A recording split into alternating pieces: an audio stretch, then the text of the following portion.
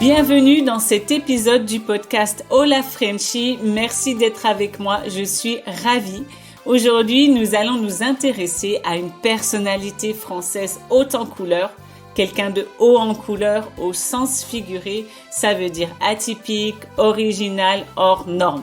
Mais avant cela, je vous rappelle que vous pouvez accéder à la transcription de ce podcast sur Patreon. Elle est joliment présentée dans un document en français seul, en bilingue français-anglais et bilingue français-portugais, avec une liste de vocabulaire, des bonus et des exercices de compréhension à pratiquer. J'en profite pour remercier ceux qui sont déjà inscrits, ceux qui m'apportent leur feedback. N'hésitez pas à me contacter. C'est parti pour Colette la scandaleuse, femme de lettres et libertine. Alors tout d'abord, un homme ou une femme de lettres, c'est quelqu'un d'impliqué dans la littérature.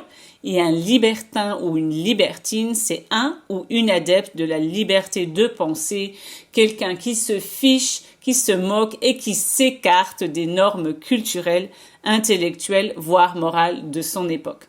Dans cet épisode, on va voir le portrait de cette femme exceptionnelle qui a fait couler beaucoup d'encre.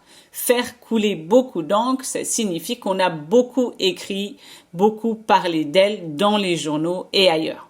Quand je dis que Colette est exceptionnelle, c'est parce qu'elle a apporté à l'écriture à une époque où les femmes n'avaient pas forcément leur place dans la littérature et par sa vie privée, libérée, libérale, qui a bouleversé les mœurs de l'époque et qui, je pense, le ferait encore de nos jours. Au début, j'avais pensé faire un podcast sur Colette et Coco Chanel, toutes les deux ensemble, qui sont plutôt scandaleuses, on va dire. Elles ont toutes les deux bousculé les codes pour s'imposer dans la société, mais bon, franchement, il y a beaucoup à dire sur les deux femmes qui sont en plus très différentes, donc je pense qu'elles méritent chacune leur propre podcast. Avant de me lancer sur Colette, je vais mentionner une autre femme de lettres, Simone de Beauvoir. Simone de Beauvoir n'a pas eu la vie libertine, voire dépravée qu'on prête à Colette. Dépravée, c'est-à-dire peu morale. Elle n'était pas aussi provocatrice, même si elle aussi était très libérée pour l'époque. Mais ce que j'apprécie chez Simone de Beauvoir, c'est qu'elle luttait vraiment pour la position de la femme dans la société. Elle motivait les femmes à prendre en main leur destin et, dans le domaine artistique, elle revendiquait une égale liberté de création intellectuelle entre les hommes et les femmes. Je vous rappelle qu'il a fallu attendre 1965 en France pour que les femmes aient le droit de travailler sans le consentement de leur mari. Donc Simone de Beauvoir était et est toujours une haute figure du féminisme, ce qui n'est pas le cas de Colette. La relation de Colette avec le féminisme est très ambiguë. C'est clairement une figure d'émancipation féminine, mais elle ne validait pas du tout les combats féministes de son temps. Pour Colette, je me souviens bien de son histoire, car à l'école, on nous avait dit que ses premiers livres avaient été publiés sous le nom de son mari. Ça m'avait un peu choquée à l'époque. Donc elle a vécu sous la coupe de son mari, sous son emprise, donc elle n'était pas indépendante, tout du moins au début de leur relation. Donc allons-y pour Colette, son historique. Colette est née en 1873, donc à la fin du 19e siècle. Vous verrez qu'elle a connu une époque fantastique et vécu 2 guerres mondiales, à l'instar d'une autre personnalité qui n'a rien à voir, mais que j'admire beaucoup, c'est Churchill. Donc Colette est très séduisante, elle a une enfance très heureuse et à 17 ans, elle conquit le cœur d'Henri Gauthier Villars, surnommé Willy, de 15 ans, son aîné, qu'elle finit par épouser. Willy est quelqu'un de renommé qui a une grande réputation, c'est un critique musical très influent et un auteur prolifique de romans populaires qu'il n'a pour la plupart jamais écrits. Donc il utilisait ce qu'on appelle des prête-plumes, comme on prête sa plume, on prête son stylo, ou un nègre littéraire ou encore un nègre tout court, donc des écrivains fantômes, terme qu'on utilisait pour définir quelqu'un qui écrit un roman dans l'ombre pour quelqu'un d'autre. C'est bien sûr une rencontre marquante pour Colette et sa future carrière car il l'introduit dans le cercle littéraire. Willy est quelqu'un de très malin, il a le nez, c'est-à-dire qu'il sait sentir, il sait repérer ceux qui ont un don pour l'écriture, ce qui est clairement le cas de sa femme, donc il la motive à écrire ses souvenirs d'école, la série Claudine. Claudine à l'école, Claudine à Paris, Claudine en ménage, etc. Mais elle peut le faire à la seule condition qu'il les signe à son nom.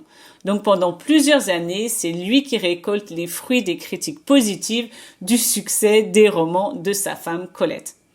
Heureusement, Colette a un caractère bien trempé, c'est-à-dire qu'elle a du caractère, qu'elle ne se laisse pas faire, et lassée des infidélités de son mari, donc son mari n'est pas fidèle, il rencontre d'autres femmes, et du fait qu'elle n'est pas reconnue pour son œuvre, pour son travail, elle se sépare de lui en 1906 pour enfin entamer sa propre carrière littéraire et, on va dire, sa vie. Alors ce n'est pas tout de suite que Colette rencontre le succès et si elle fait un peu parler d'elle par son talent littéraire, c'est surtout sa personnalité qui fait jaser. Faire jaser, ça signifie qu'il fait les langues se délier, qui fait les gens parler sur elle. Déjà, c'est l'une des premières femmes à suivre la mode des garçons, donc ces femmes qui se coupaient court les cheveux à l'image des garçons. Je vous rappelle qu'à l'époque, la mode des cheveux, c'était plutôt des cheveux nattés, tressés. Et en plus, elle s'affiche ouvertement avec ses amantes, ses maîtresses, ses partenaires du même sexe.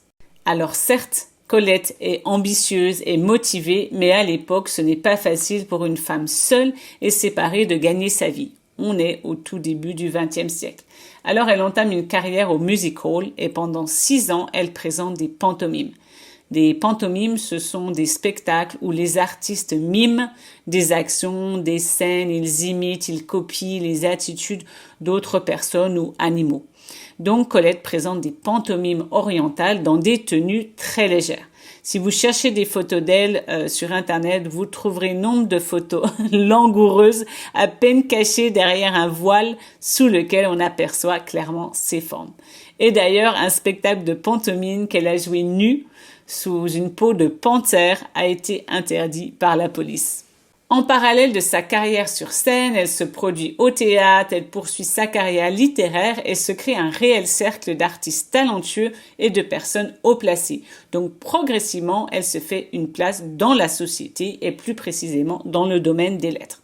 Du point de vue relation, Colette est à l'image de sa vie, elle est volage, elle passe d'une personne à une autre, d'un homme à une femme et finit tout de même par épouser un homme politique et journaliste avec lequel elle aura son seul enfant, Colette Renée de Jouvenel, surnommée Belle Gazou, B-E-L-G-A-Z-O-U,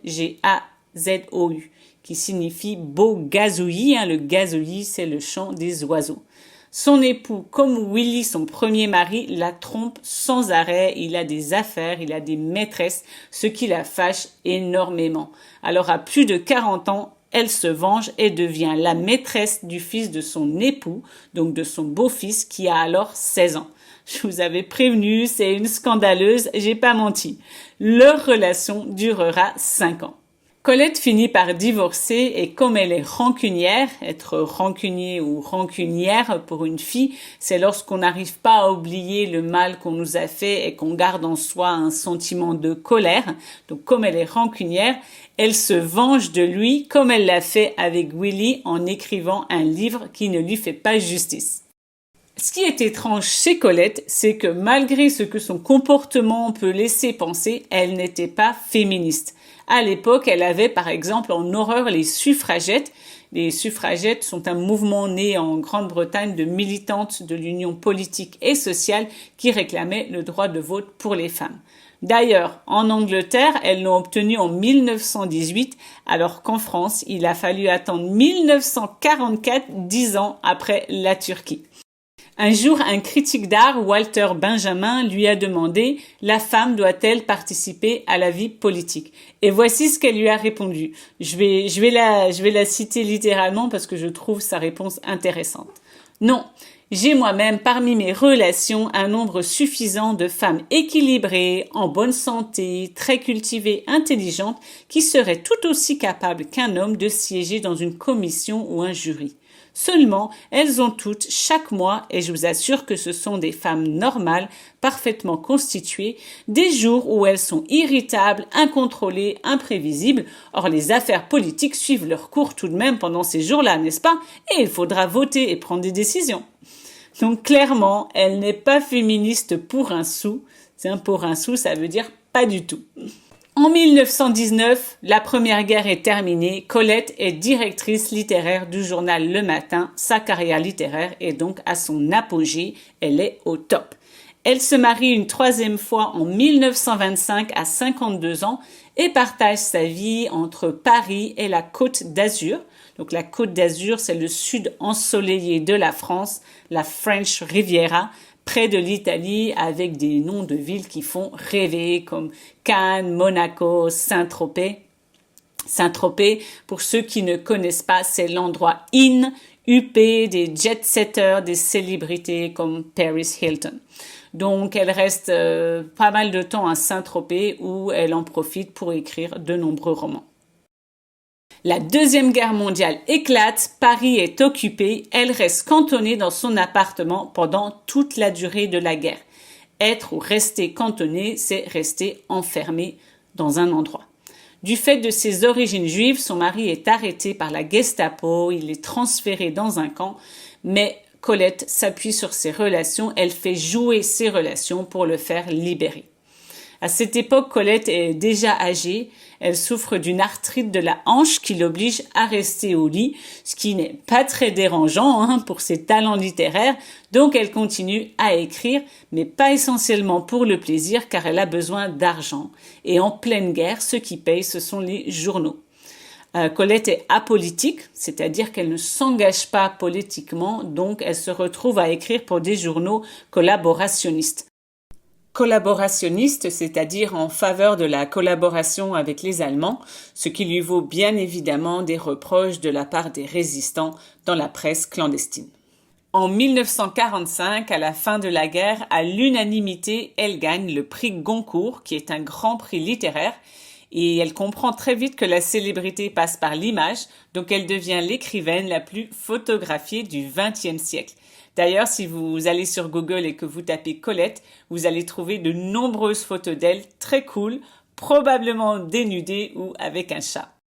Colette meurt en 1954 et en raison de sa vie sulfureuse, l'Église catholique lui refuse un enterrement religieux, mais la France décide de l'honorer. C'est la première femme à laquelle la République a accordé des obsèques nationales. Colette est enterrée au Père-Lachaise, qui est un cimetière parisien que j'adore et qui compte de nombreuses célébrités comme Jim Morrison, Oscar Wilde, Apollinaire, Chopin, Balzac, Delacroix. C'est un très beau cimetière que j'adorais visiter quand j'habitais à Paris. Alors je sais que ça choque certaines personnes, certains de mes amis, notamment au Brésil, où visiter des cimetières n'est pas une chose courante. Mais toutefois, il en vaut vraiment la peine. C'est quasiment un musée à ciel ouvert avec plein de personnalités qui ont marqué l'histoire. Parmi les œuvres les plus notables de Colette, on notera la série semi-autobiographique des Claudine qui relate la jeunesse de l'auteur. Claudine à Paris, Claudine à l'école, Claudine en ménage, Claudine s'en va. Claudine en ménage, se mettre en ménage, ça signifie commencer à vivre en couple. Donc les 2 premiers livres de la série ont été édités, je vous rappelle, sous le nom de son mari Willy. Il y a également Chérie, qui est l'une des œuvres les plus attachantes de Colette. Elle y dépeint un certain milieu mondain et le scandale qui entoure la relation d'un jeune homme avec une femme plus âgée. Il y a également la nouvelle Gigi, qui a été beaucoup reprise au théâtre et au cinéma. C'est l'histoire d'une jeune fille qui évolue dans le milieu des demi-mondaines de la Belle Époque. Les demi-mondaines sont des femmes dont le statut oscille, tangue, balance entre la prostituée de luxe et la maîtresse entretenue par de riches Parisiens. On ne peut pas clôturer le portrait de Colette sans mentionner sa passion pour les chats. Ils sont présents partout dans ses œuvres, elle leur donne même parfois la parole, comme c'est le cas dans son roman La Chatte, où on assiste à un ménage à 3, donc une relation à 3, entre Sarah, la chatte, et Alain et Camille, un couple. Et dans l'histoire, la femme et l'animal rivalisent, et bien sûr, c'est l'animal qui remporte ce duel.